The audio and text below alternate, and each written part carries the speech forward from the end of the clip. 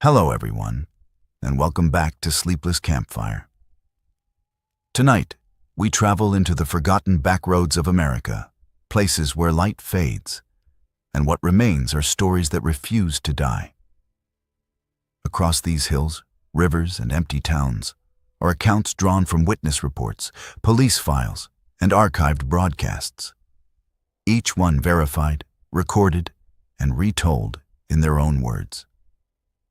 In this extended episode, we explore one of the most unsettling forms of horror, the kind that lives just next door. The proximity of evil, the thin walls that separate us from the unknown, and the chilling realization that sometimes the greatest threats are those we pass on the street every day. From suburban tract homes to crowded apartment complexes, from isolated rural properties to tightly packed urban neighborhoods, these stories remind us that we never truly know who lives behind closed doors. Now, let us begin with our first story. It was early September of 2014 when Sarah and Michael Thompson moved into their suburban home in Cedar Rapids, Iowa. The house was a modest two-story with a backyard that backed onto woods, exactly what they wanted for their two young children. The neighborhood was quiet, tree-lined, with houses that maintained a respectful distance from one another. The only immediate neighbor was the house directly across the street, a small ranch-style home with a covered porch and large picture windows facing the Thompsons' property. The first few weeks passed without incident as the family settled into their new routine. Michael worked as an accountant downtown, while Sarah had taken a part-time position at the local library. Their children, 7-year-old Emma and 5-year-old Noah, enjoyed the freedom of their new backyard, spending hours on the swing set Michael had assembled during their first weekend. It was during the third week that Sarah first noticed the man across the street. He appeared to be in his late 60s, with thinning white hair and a stooped posture. He would sit on his porch in a wooden rocking chair, seemingly watching the street. At first, Sarah thought nothing of it. Many older residents in the neighborhood enjoyed sitting outside during the pleasant autumn weather. But as days turned into weeks, Sarah began to notice a pattern. The man was always there when she left for work in the morning, still there when she returned. He would rock slowly in his chair, his gaze fixed on their house. When she waved, he never responded, merely continuing his steady rhythm, eyes unwavering. The Thompsons learned from neighbors that the man's name was Robert Gable, a retired widower who had lived in the house for over 40 years. According to Mrs. Henderson next door, Robert had become somewhat reclusive since his wife Eleanor's death 5 years earlier. He keeps to himself mostly, Mrs. Henderson had said over the fence one afternoon. But he's harmless. Just an old man grieving. Sarah tried to convince herself of this, but a growing unease settled over her whenever she saw Robert watching from across the street, the way his eyes followed her car as she pulled into the driveway, the way he seemed to watch the children play through their living room window. One Tuesday evening, Michael was working late, and Sarah was putting the children to bed when she noticed the light from Robert's house flickering strangely through their bedroom window. She peeked through the blinds and saw what appeared to be a camera flash coming from Robert's living room, aimed directly at their house. The next morning, Sarah found several small objects in their backyard that hadn't been there the day before, a child's hair ribbon that looked exactly like one Emma had lost weeks ago, a small toy soldier identical to one Noah owned, and a framed photograph of the Thompson family taken from their front porch, dated just the day before. When Sarah showed Michael, initially dismissed her concerns. "He's probably just lonely, Sarah. Maybe he's trying to be friendly in his own way." But the incidents continued. Objects would go missing from their yard and reappear days later, placed deliberately on their back steps. Once, Sarah came home to find their front door slightly ajar. though nothing appeared to be missing. When she checked with the police, they found no signs of forced entry and suggested she might have forgotten to lock it properly. The breaking point came on Halloween night. The Thompsons had taken the children trick-or-treating, returning home around 8:30 p.m. As they approached their house, they noticed Robert's porch light was off, which was unusual. Michael went to unlock the front door while Sarah helped the children out of their costumes. "Sarah," Michael called, his voice strained. "Come here." She joined him at the door and saw what had alarmed him. Someone had entered their home while they were out. Nothing was stolen, but every family photograph in the house had been removed from its frame and arranged carefully on the dining room table, faces up in a perfect circle. In the center of the circle sat a single, fresh-cut rose.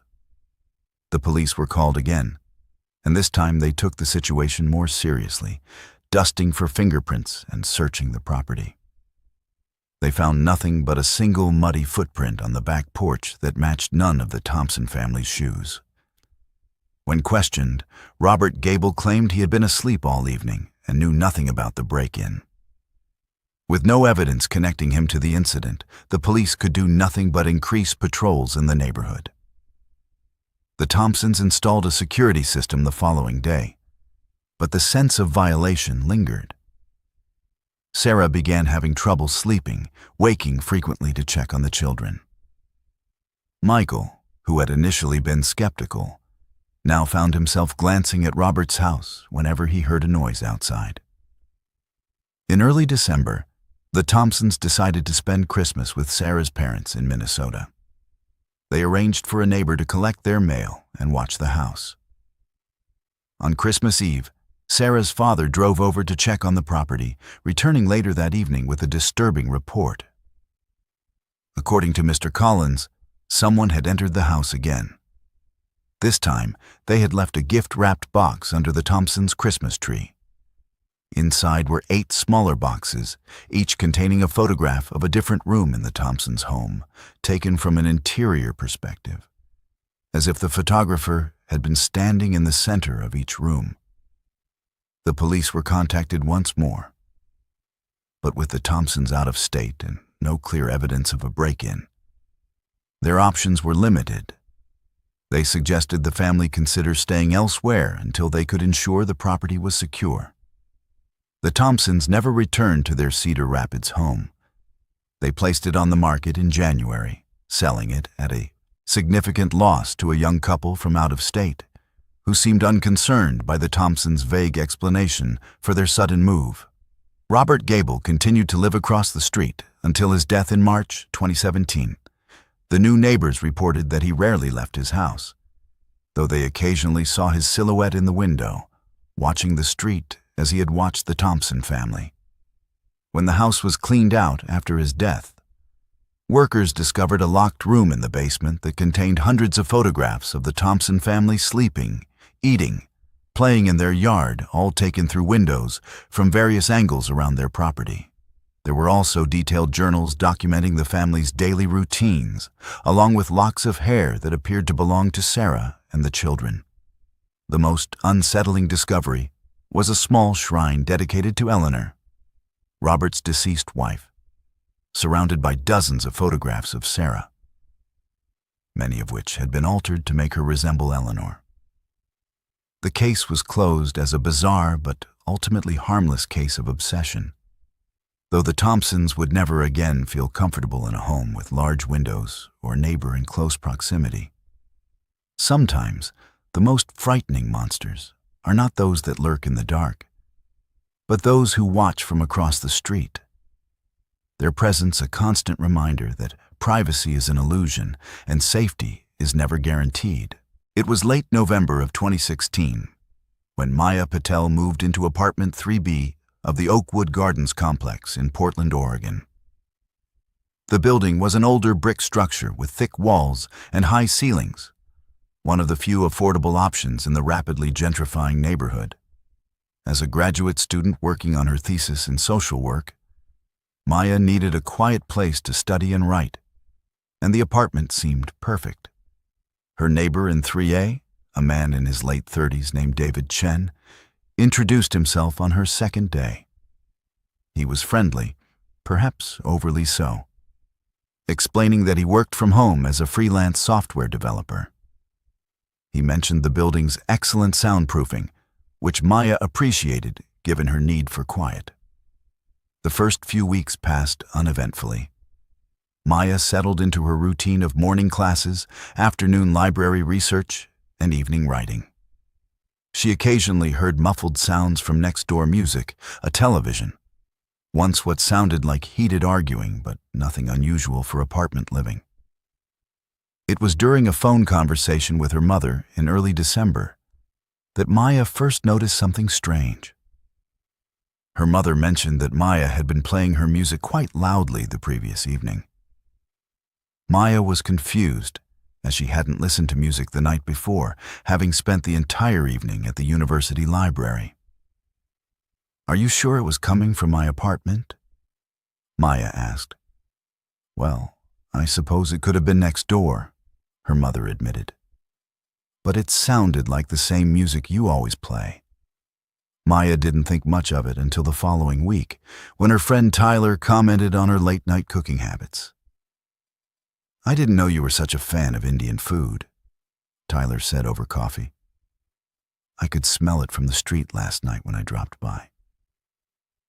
"I was at a study group until almost midnight," Maya replied, confused. "I haven't cooked Indian food in weeks." These incidents might have been dismissed as simple misunderstandings, but they began to occur with increasing frequency.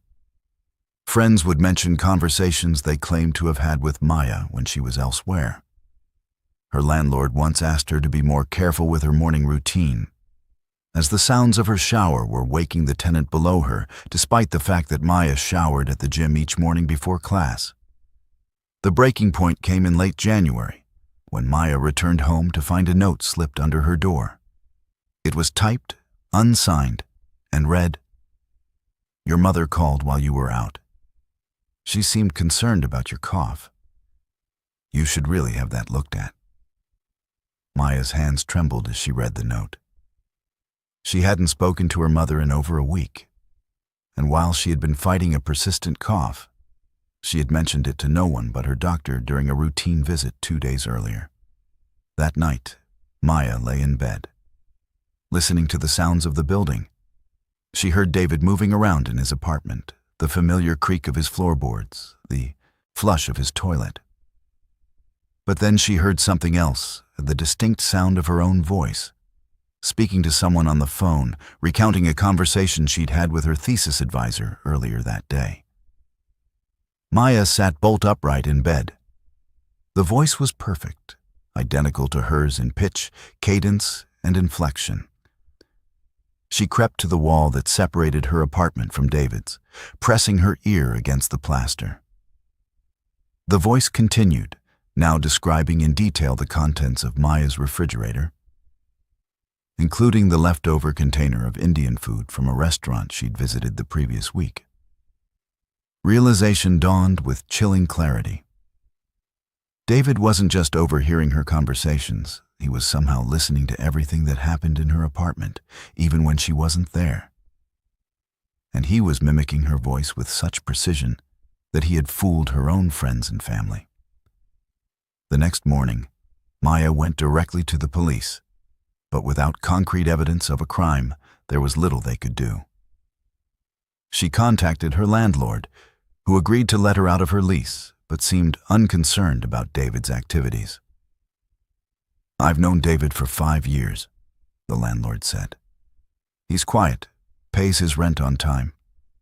I'm sure there's some reasonable explanation." Maya packed her belongings over the next 2 days, arranging to stay with a friend until she could find a new place. On her final night in the apartment, she heard David moving next door, followed by the sound of her own voice again, this time humming a tune she often sang when nervous. Before leaving, Maya wrote a note and slipped it under David's door. "I know what you're doing. It read, "I don't know how, but I know." As she carried the last box to her car, she saw David watching from his window. He made no move to stop her, merely observing with an unnerving calm as she drove away. Maya never learned how David had managed to listen to her apartment with such clarity. She often wondered if he had somehow installed sophisticated listening devices, or if there was a more supernatural explanation. She filed a complaint with the police, but without evidence, they couldn't investigate further. 2 years later, Maya learned from a former neighbor that David had moved out shortly after she did. The new tenant in 3A reported finding strange holes drilled in the walls with tiny microphones and cameras hidden inside. The police investigation revealed a sophisticated surveillance system that had allowed David to monitor not just Maya's apartment, but several others in the building over the years. The most disturbing discovery was a collection of recordings David had made of his neighbors' private conversations, along with detailed notes on their daily routines and habits. He had apparently developed an uncanny ability to mimic their voices, which he used to interact with their friends and family members when they were away from home. David Chen was arrested and charged with multiple counts of invasion of privacy and illegal surveillance. He pleaded guilty, explaining that he suffered from a severe form of social anxiety that made direct interaction with others difficult. By listening to them and mimicking their voices, he felt connected to them without the risk of actual social engagement. Maya Patel never again felt comfortable in an apartment with shared walls. She eventually purchased a small house with thick concrete walls and no immediate neighbors, where she completed her thesis and began working as a counselor for victims of stalking and harassment. Sometimes the greatest violations are not physical, but auditory, the silent theft of privacy through walls that were supposed to provide protection, but instead became conduits for observation and manipulation. It was early March of 2018 when James and Rebecca Wilson moved into their new home in a suburban development outside Raleigh, North Carolina. The house was a modern 2-story, with a small backyard that abutted a patch of woods. Their nearest neighbor was a modest ranch-style house about 50 yards away, separated by a line of pine trees. The Wilsons had met the Petersons, the couple who lived next door, shortly after moving in. Mark and Diane Peterson appeared to be in their early 60s, friendly but somewhat reserved. They had lived in the neighborhood for over 30 years and had raised their 2 children in the house where they still resided. "It's a wonderful neighborhood," Diane had said during their first meeting, bringing over a freshly baked apple pie. "Everyone keeps to themselves, but we're there for each other when needed." Mark Peterson was a quiet man who worked as a freelance photographer, often leaving before dawn and returning late in the evening. Diane was a retired elementary school teacher who spent most of her days tending to her elaborate garden or working on various craft projects in her garage workshop. The first few months passed uneventfully.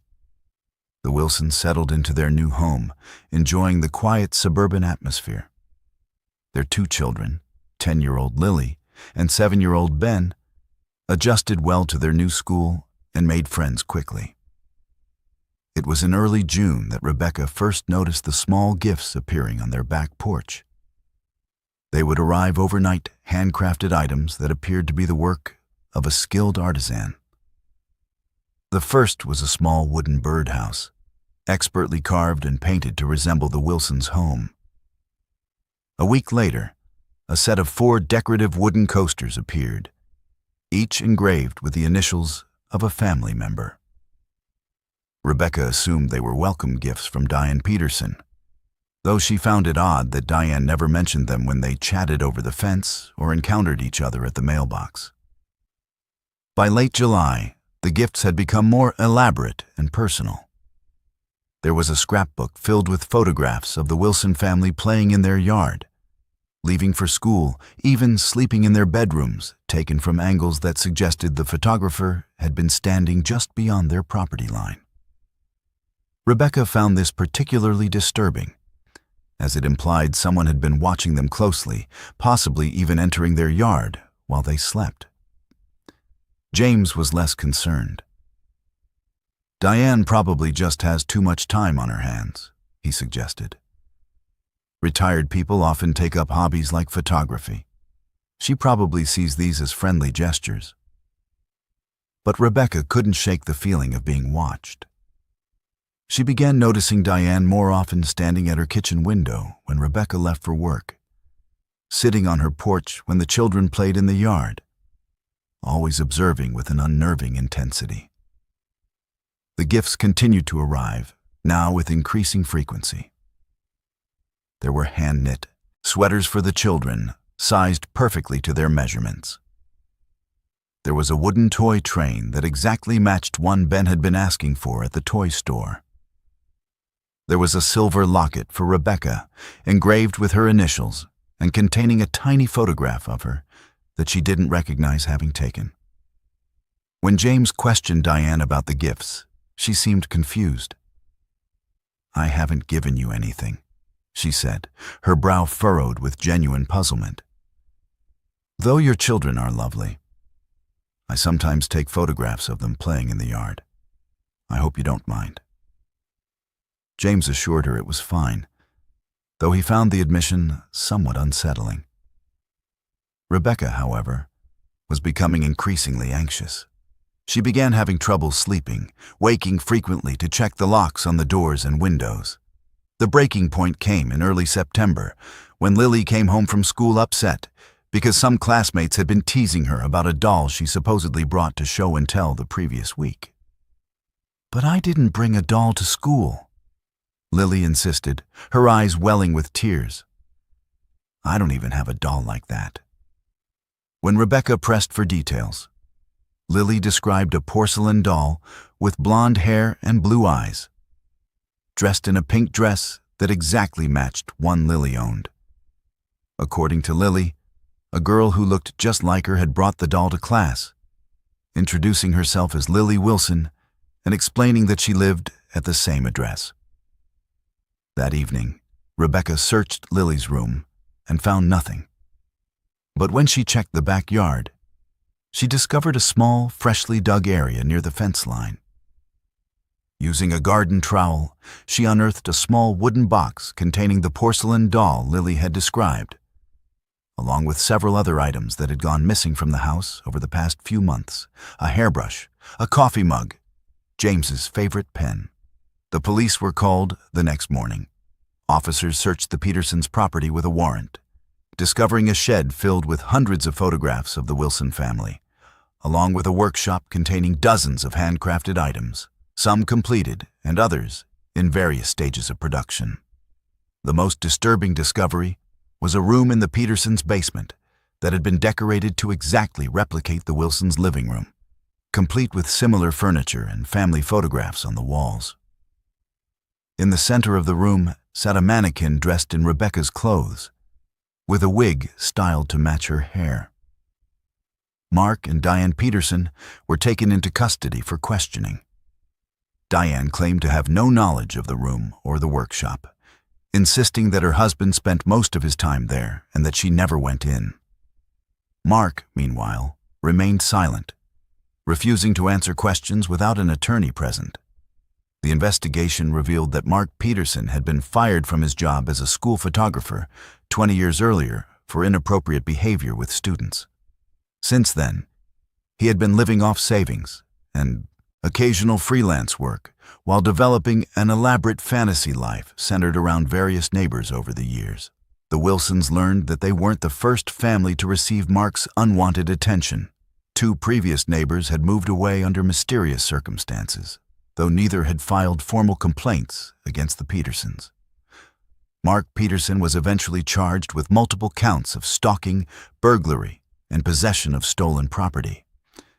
He pleaded not guilty by reason of insanity, and after a lengthy evaluation was committed to a psychiatric facility for treatment. Diane Peterson claimed to have had no knowledge of her husband's activities. though neighbors later reported that she had sometimes made strange comments about the Wilsons, referring to them as her other family. The Wilsons put their house on the market almost immediately, selling it at a loss to a young couple who seemed unconcerned by the Wilsons' vague explanation for their sudden departure. They moved to a different state, where James took a new job and Rebecca homeschooled the children for a year before they felt ready to return to a traditional school environment. Even years later, Rebecca Wilson sometimes finds herself looking over her shoulder, especially when she sees an older woman watching from a window or a man with a camera in a public park. The gifts from the neighbor next door left scars that time has only begun to heal. Sometimes the most terrifying monsters are those who seem harmless on the surface, whose obsessions manifest as kindness, whose violations are disguised as generosity. The Petersons appeared to be the perfect neighbors, friendly, quiet, respectful of privacy. But behind closed doors, a darker reality was taking shape, one that would forever change the Wilsons' perception of safety and trust. It was mid-August of 2019 when Kevin and Maria Rodriguez purchased their first home in a quiet neighborhood of Tucson, Arizona. The house was a single-story ranch built in the 1970s, with a desert landscape that required minimal maintenance. It was perfect for the young couple, who were expecting their first child in December. The previous owner, an elderly man named Arthur Hendricks, had lived in the house for over 40 years. According to the real estate agent, he had moved to an assisted living facility in another state to be closer to his daughter. The sale had been straightforward, with the house selling for slightly below market value due to the owner's eagerness to finalize the transaction quickly. The Rodriguez family moved in on a hot Saturday morning, surrounded by helpful friends and family members. By evening, they were exhausted but happy, surrounded by boxes in what would soon be their new home. As they sat on the floor eating pizza, Maria noticed something odd. "Look at this," she said, pointing to a small door in the hallway ceiling. "I didn't notice this during the inspection." Kevin retrieved a stepladder from the garage and pushed open the small door, revealing a narrow attic space filled with old insulation and dusty beams. "It's probably just for storage," he said, though he found it strange that the real estate agent had never mentioned it. The first few weeks passed in a blur of unpacking and settling in. The Rodriguez family enjoyed their new home and the friendly neighborhood. Their next-door neighbors, a retired couple named Frank and Eleanor Wright, welcomed them with a homemade casserole and invitations to join the neighborhood watch. "It's a wonderful place to live," Eleanor said over coffee one morning. "Very quiet. You'll barely notice you have neighbors at all." It was during the third week that Kevin first heard the noises. They were faint at first, soft footsteps in the attic, the sound of something being moved across the floorboards above. He mentioned it to Maria, who suggested it was probably just the house settling or perhaps squirrels on the roof. But the sounds continued, becoming more distinct over time.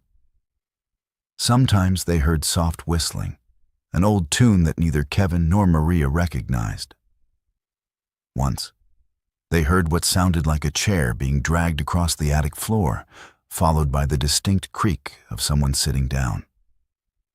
The Rodriguez family began to notice other strange occurrences. Objects would be moved from where they had left them, a coffee mug appearing on the counter when they were certain they had put it in the dishwasher, a book left open on the nightstand with the page facing up. The most unsettling discovery was a small collection of items that appeared in the attic, a worn armchair, a small table with a reading lamp, and several boxes of books and personal belongings. When Kevin asked the Wrights about it, they seemed confused. "Arthur didn't use the attic much," Frank said. "As far as I know, it was always just empty space." By October, the noises had become more frequent and more distinct.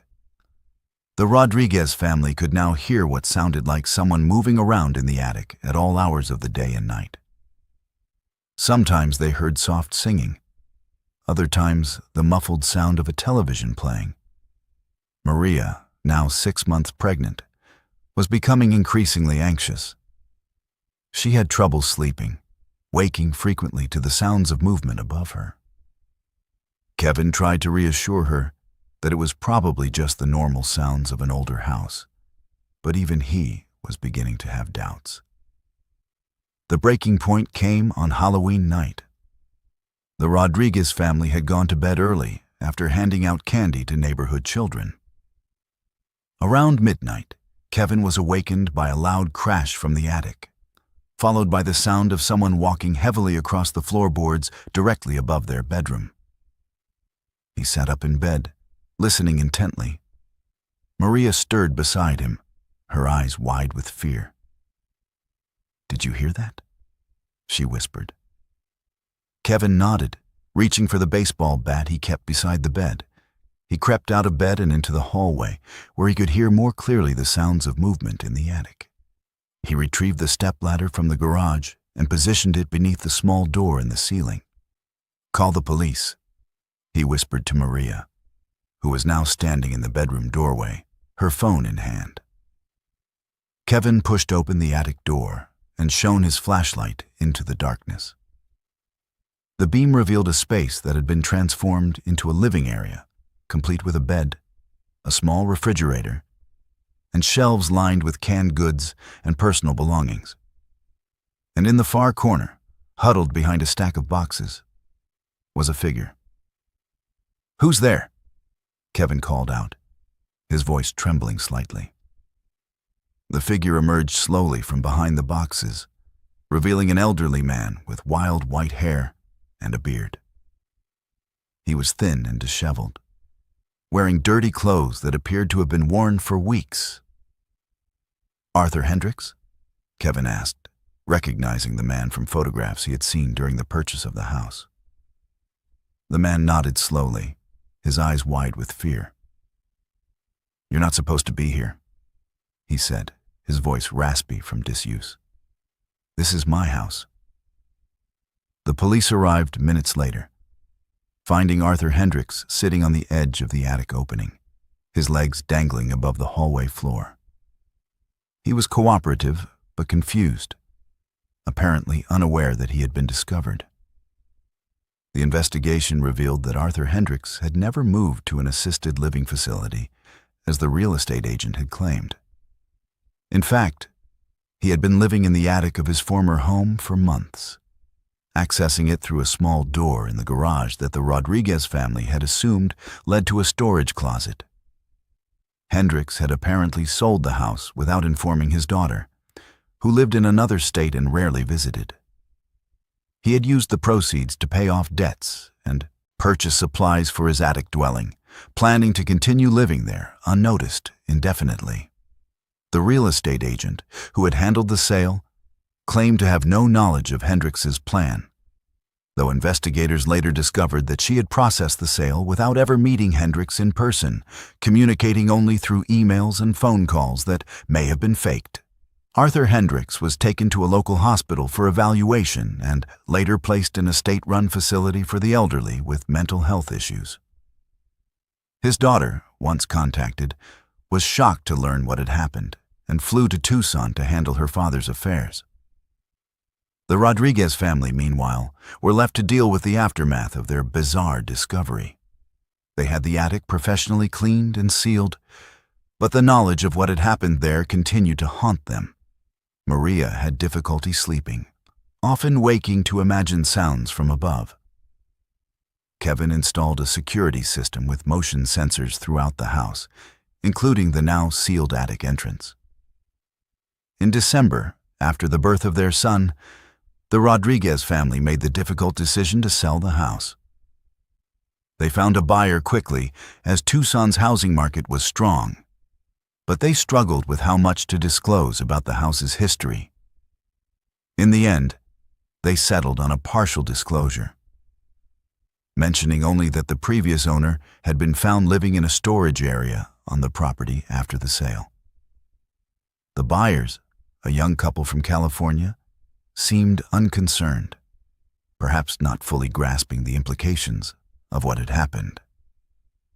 The Rodriguez family moved to a newly built home in a different neighborhood, where they gradually put the experience behind them. But neither Kevin nor Maria ever felt completely comfortable in an older home again, always checking attics, closets, and crawl spaces for signs of hidden occupants. Sometimes the most terrifying neighbors are those who never leave at all, who remain behind closed doors and hidden passages, watching as new families move into what they still consider their territory. Arthur Hendricks wasn't malicious, but his presence in the Rodriguez family's home violated their sense of security in a way that would take years to heal. It was early October of 2017 when Jessica Chen moved into apartment 4B of the Emerson, a historic apartment building in downtown Seattle. The building had been converted from a 1920s hotel, featuring high ceilings, large windows, and thick plaster walls that provided excellent soundproofing. As a freelance graphic designer who worked from home, Jessica appreciated the quiet atmosphere and the building's proximity to coffee shops and restaurants. Her neighbor in apartment 4C, a man who introduced himself as Marcus Thorne, seemed pleasant enough. He appeared to be in his early 40s, with a neatly trimmed beard and an air of sophistication. He mentioned that he worked as a consultant for various tech companies, often traveling for business. "It's a wonderful building," Marcus said during their first meeting in the hallway. "The walls are thick, the neighbors are respectful. You'll barely notice I'm here most of the time." The first few weeks passed uneventfully. Jessica settled into her routine, enjoying the historic charm of her apartment and the vibrant neighborhood. She occasionally heard muffled sounds from Marcus's apartment classical music, the occasional phone conversation, but nothing unusual for apartment living. It was during the second week of November that Jessica first noticed something strange. She had returned from a weekend trip to Portland to find that her plants had been watered and her mail had been brought inside and stacked neatly on her kitchen counter. At first, she assumed the building manager had entered for some reason, but when she checked with him, he denied having been in her apartment. "Unless there's an emergency, we always give 24 hours notice before entering a tenant's apartment," the manager explained. "No one's been in your unit since you moved in." Jessica found this unsettling, but tried to dismiss it as a simple mistake. Perhaps she had watered the plants before leaving and simply forgotten. Maybe she had brought her mail inside without realizing it. But similar incidents continued to occur over the next few weeks. Once, she returned from the grocery store to find that her refrigerator had been organized, with items arranged by type and expiration date. Another time, she discovered that her laundry had been folded and left in a neat stack on her bed. The breaking point came in early December, when Jessica returned home to find a man's tie draped over the back of her living room chair. It was expensive-looking, silk, with a distinctive pattern that she didn't recognize. She was certain it hadn't been there when she left that morning. Shaken, Jessica called the building manager, who agreed to meet her at her apartment. When they arrived, the tie was gone. "Are you sure you didn't leave it there yourself?" the manager asked, though he seemed concerned. Jessica was certain she hadn't, but without evidence, there was little he could do. He suggested she change her locks and report any further incidents to the police. That night, Jessica lay in bed, listening to the sounds of the building.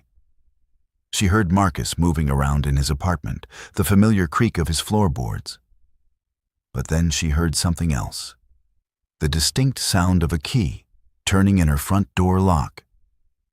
Jessica sat bolt upright in bed, her heart pounding. She reached for her phone, her hands trembling as she dialed 911. As she waited for the operator to answer, she heard her front door open slowly, followed by soft footsteps in her living room. 911, what's your emergency?" The operator's voice came through the phone. "There's someone in my apartment," Jessica whispered, trying to keep her voice low. "I live at 815 Pine Street, apartment 4B. I heard them unlock my door." "Stay on the line with me," the operator said calmly. "Help is on the way." Jessica could hear the intruder moving through her apartment, opening drawers, looking through her belongings. She slipped out of bed and crept into her closet, closing the door quietly behind her. Through the slats in the closet door, she could see into her bedroom. A few minutes later, a man entered her bedroom. It was Marcus Thorne from 4C. He was dressed in a suit and tie, carrying a small flashlight.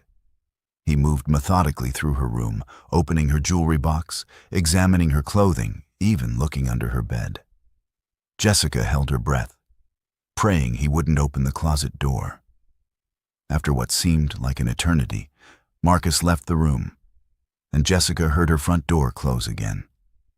Minutes later, she heard police officers in the hallway.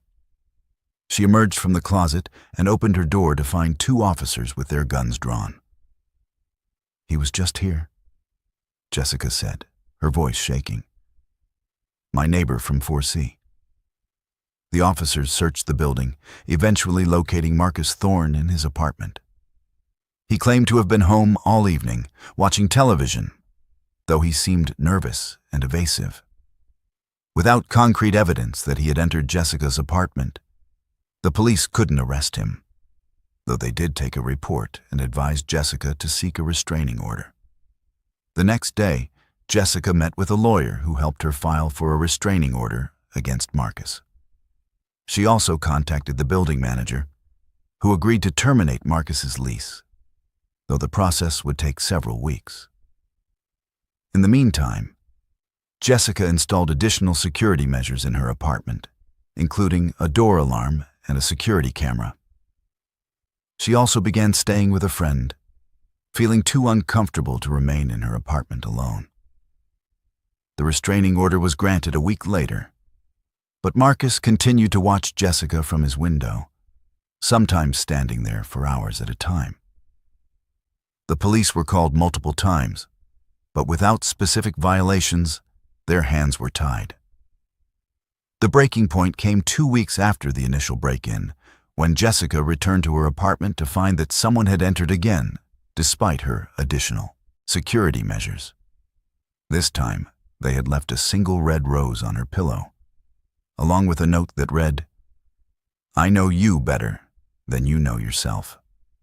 The police were called again, and this time they found evidence linking Marcus to the break-in fingerprints on the rose stem and security camera footage showing him entering Jessica's apartment with a key. Marcus Thorne was arrested and charged with burglary, stalking, and violation of a restraining order.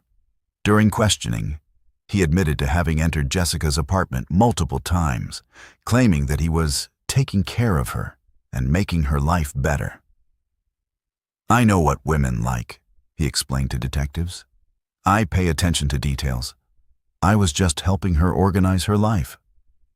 The investigation revealed that Marcus had a history of similar behavior with previous neighbors, though none had pressed charges.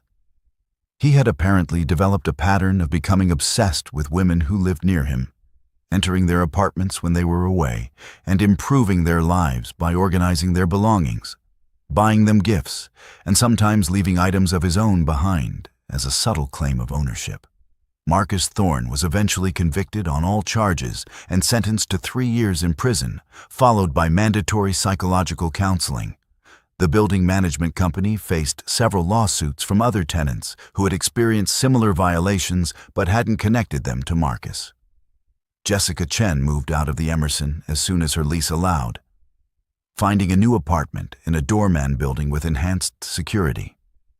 She continued to work as a graphic designer but struggled with feelings of violation and paranoia, often checking her locks multiple times before going to bed.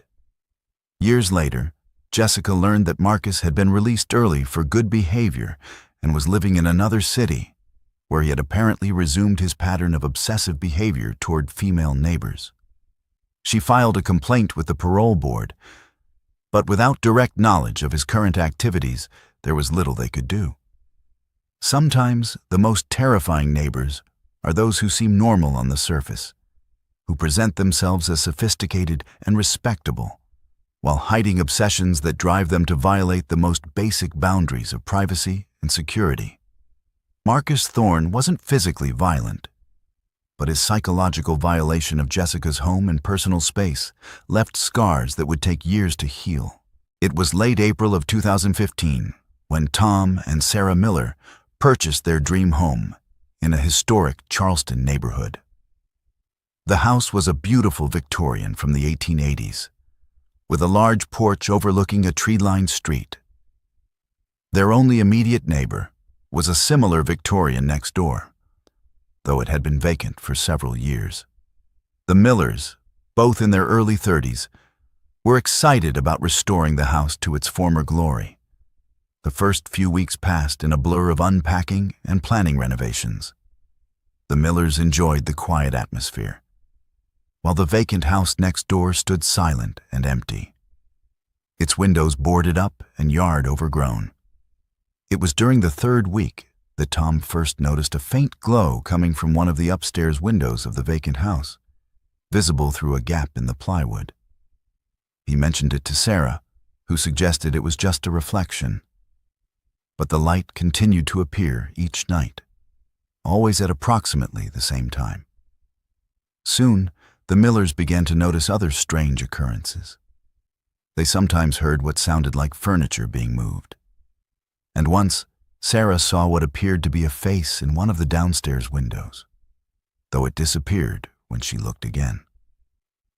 The breaking point came in early June, when Tom returned home from work to find a small package on their front porch.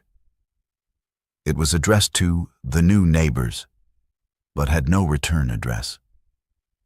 Inside was a vintage photograph of their own house dated 1922. A week later, another package appeared, this time containing a set of old keys with a note that read, "These might come in handy." By July, the strange occurrences were becoming more frequent. The Millers sometimes heard what sounded like someone walking around in their attic, and objects would be moved from where they had left them. The most unsettling discovery was a collection of old photographs that appeared in their basement one weekend. They were all pictures of the house next door, taken over several decades. The most recent photograph showed the previous owners of the vacant house standing on the Millers' porch. The Millers contacted the police, who sent an officer to investigate the vacant house next door. The officer found no signs of forced entry, but did discover that the back door had been jimmied open recently. Inside, he found evidence that someone had been staying there: a sleeping bag, canned goods, and a collection of photographs of the Millers' house. The officer suggested that the Millers contact the owner, but tracking down the owner proved difficult. The house had apparently changed hands several times, with the most recent owner being a real estate investment company that had gone out of business. In the meantime, the strange occurrences continued. The breaking point came in early September when Sarah returned home from a writers' conference to find that someone had entered their house while she was away. Nothing was stolen, but the house had been cleaned from top to bottom, with fresh flowers on the table and a home-cooked meal warming in the oven. Tom, who had been out of town on business, returned immediately to find Sarah sitting in her car, too frightened to go inside.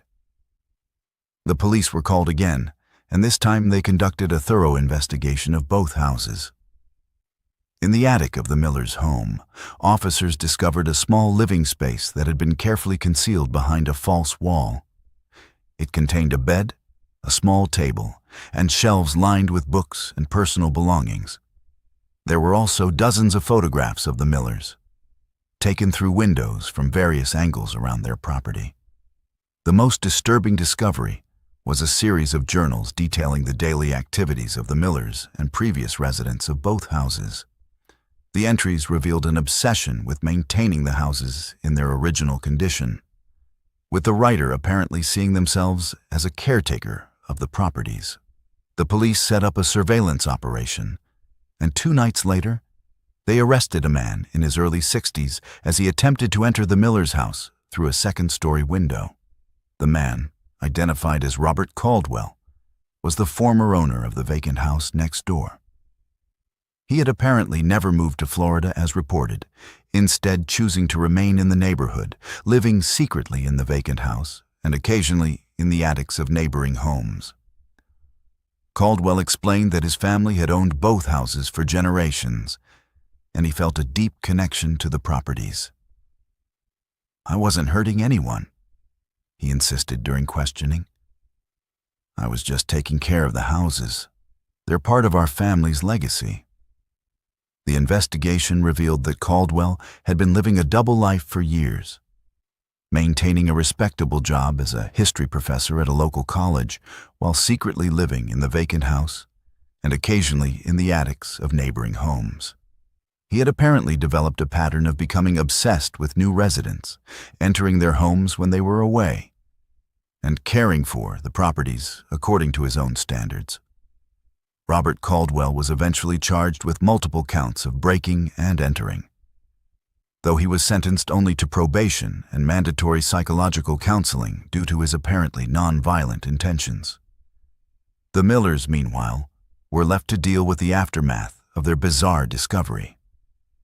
They had both houses professionally cleaned and secured, but the knowledge of what had happened there continued to haunt them. In December, after a particularly disturbing incident in which they found Caldwell standing in their backyard at night, watching their house, the Millers made the difficult decision to sell. They moved to a newly built home in a different neighborhood.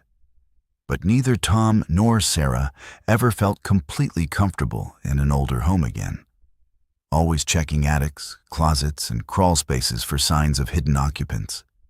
Sometimes, the most terrifying neighbors are those who remain hidden, watching from the shadows, entering our homes when we're away, and rearranging our lives according to their own strange standards. Robert Caldwell wasn't malicious, but his violation of the Millers' privacy and sense of security left scars that would take years to heal. It was late July of 2021 when Alex and Jordan Riley moved into the top floor of a brownstone in Brooklyn's Park Slope. The apartment was a beautiful space with high ceilings, original woodwork, and a small rooftop deck that overlooked the neighboring gardens.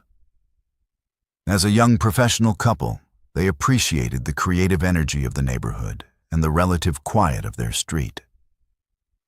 Their immediate neighbor was a man who lived in the brownstone next door.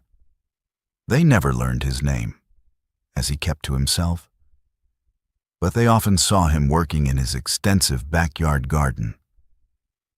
He was a tall, thin man in his late 50s, with a stooped posture and hands that were permanently stained with dirt. The neighbors referred to him only as the gardener. The gardener's domain was impressive. His backyard was a lush, meticulously maintained oasis of flowers, vegetables, and exotic plants, a stark contrast to the more modest gardens of his neighbors. He worked in his garden from dawn until dusk, rain or shine, always with a quiet, focused intensity. The first few weeks passed uneventfully. The Rileys settled into their new home, enjoying the neighborhood's restaurants and parks. They occasionally exchanged nods with the gardener over the fence, but he never initiated conversation and seemed to prefer his solitude. It was during the second week of August that Alex first noticed something strange. He had left a bag of garbage on their back porch, intending to take it to the curb on his way to work the next morning. When he went to get it, it was gone. He assumed Jordan had taken it, but she denied it. A few days later, a pair of muddy boots she left on the back porch to dry also vanished. Similar incidents continued to occur. Small items left on the back porch or in their small backyard would disappear. A forgotten coffee mug, a gardening tool, a cushion from one of their deck chairs. They never found the items, and the gardener next door never mentioned them. The breaking point came in early September when Jordan's beloved cat, a Siamese named Milo, went missing.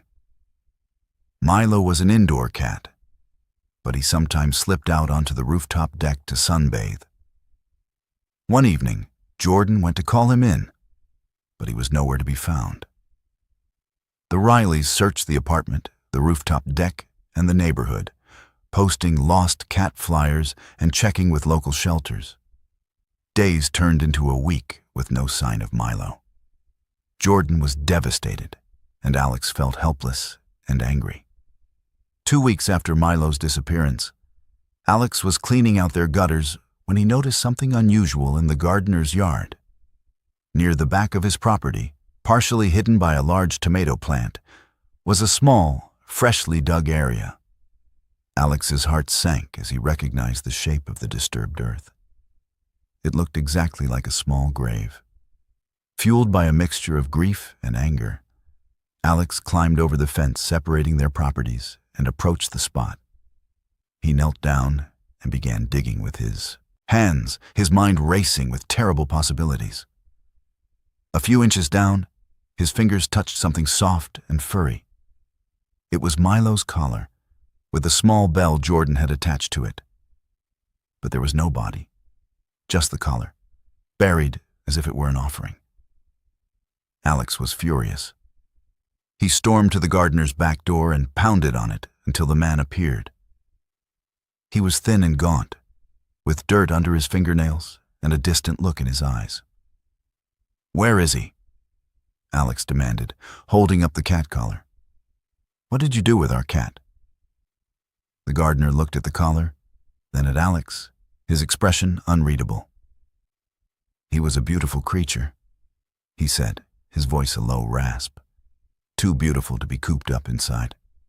I set him free." "What does that mean?" Alex yelled. "Where is he?"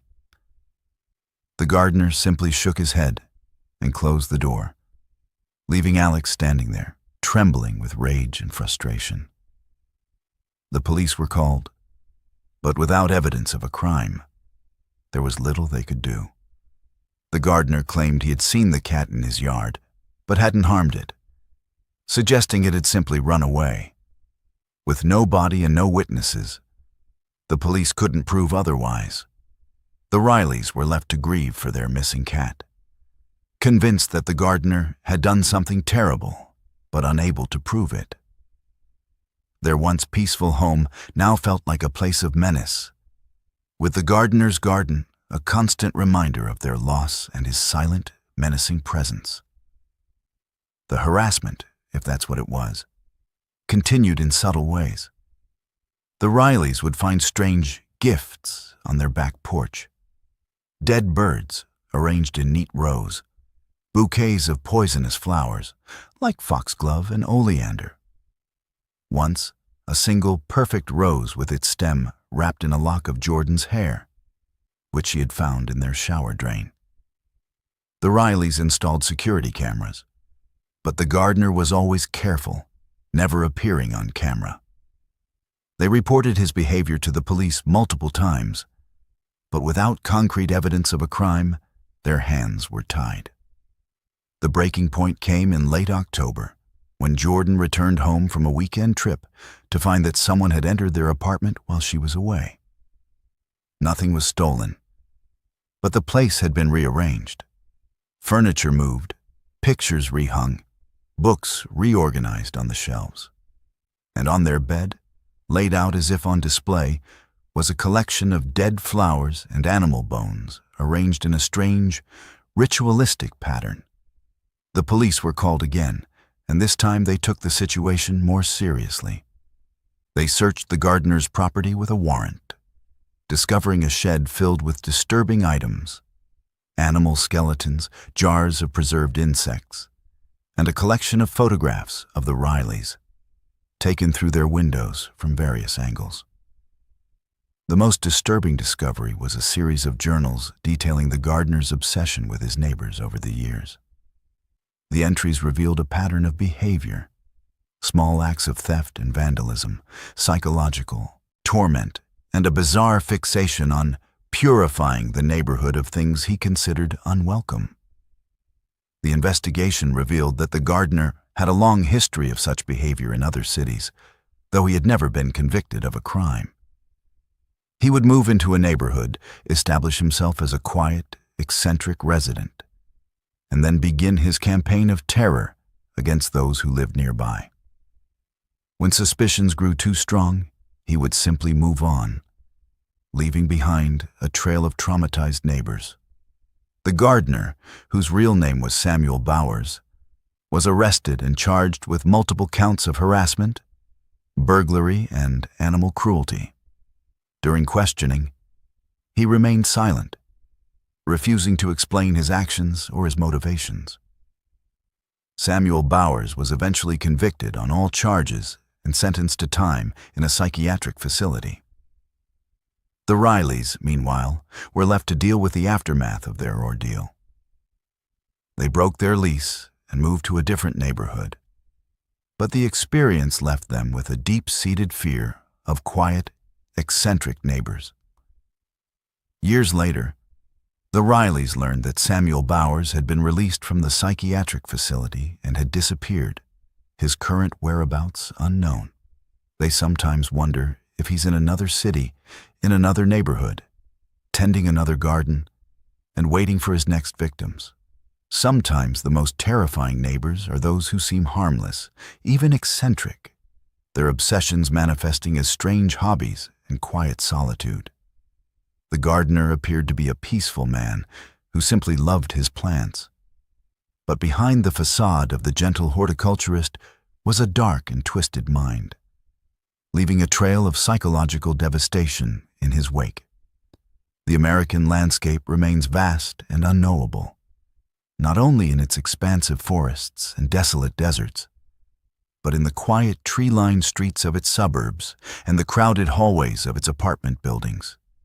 We build homes and communities seeking safety and connection, drawing lines on maps and fences between properties, believing these boundaries offer protection. But the stories we have explored tonight reveal a more unsettling truth. The most profound violations often come not from strangers in the dark, but from the people who live next door. The thin walls of an apartment, the few yards of lawn separating one house from another. These are not always barriers, but sometimes mere suggestions. They are the spaces where observation curdles into obsession, where a friendly wave masks a darker intention, where the quiet hum of a neighboring household conceals a world of surveillance and psychological torment. We have seen how the desire for connection can twist into a need for control, how a passive interest can become an active, invasive collection of another's life. From the man in Iowa who filled his home with photographs and memories of a family that was not his, to the software developer in Seattle who used his skills to violate the sanctity of his neighbor's apartment. The common thread is a profound disregard for the boundaries that define a civilized society. These are not tales of supernatural monsters or ancient curses. They are forensic accounts of human behavior at its most unsettling, the horror of the familiar made strange. The safety of home turned into a stage for someone else's secret life. The silence that follows these stories is perhaps the most chilling element. There is often no dramatic confrontation, no neat resolution where the monster is vanquished and order is restored. Instead, there is the quiet aftermath, the family that moves away, the victim who installs new locks and checks them twice, the lingering feeling of being watched even when the watcher is gone. The scars are not physical, but psychological, eroding the fundamental trust we place in the world and the people who share our space. What these accounts teach us is that evil is not always loud and overt. It can be as quiet as a floorboard creaking in an attic, as subtle as a moved object, as invisible as a radio signal. It can live behind a friendly smile, a pair of gardening gloves, or a simple wave over the fence. The horror lies in the realization that we can never truly know what happens behind closed doors, even the ones right next to our own. The stories we have shared tonight are drawn from official reports and witness testimonies, verified and documented. They are exceptions, of course. Most neighbors are kind, respectful people who live their lives without infringing on others. But the existence of these stories, their recurrence across different states and different decades, serves as a sobering reminder. The thin line between neighbor and nightmare is one we cross only in our minds. But for others, it is a line they erase every day. If you or someone you know has a true story to share, one that speaks to this quiet invasion of privacy and